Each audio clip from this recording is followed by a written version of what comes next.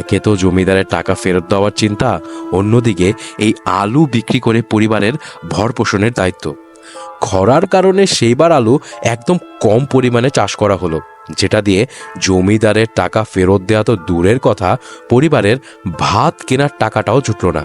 এর মধ্যে জমিদারের লোকজন জামিরুল চাচার বাড়িতে এসে খুব বাজে ভাবে বকাঝকা গালিগালাজ করে গেল।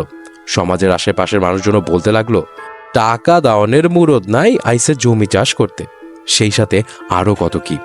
জামিরুল চাচা অনেক জায়গা থেকে টাকা ব্যবস্থা করে জমিদারকে টাকা ফেরত দেওয়ার চেষ্টা করলেন, কিন্তু কোনোভাবে সে টাকার ব্যবস্থা করতে পারলেন না। এবং সেই দিন জমিদার নিজে এসে চাচার বাড়িতে গালিগালাজ করে চাচার আম্মাকে খুব হেনস্থা করে গেল, যে জন্য আমার দাদি মানে চাচার মাও খুব লজ্জিত হলেন। গ্রামের মানুষের সামনে এমন অপমান আর সহ্য করতে পারলেন না আমার দাদি। তিনি সেই সময় নিজের গায়ে আগুন দিয়ে আত্মহত্যা করলেন।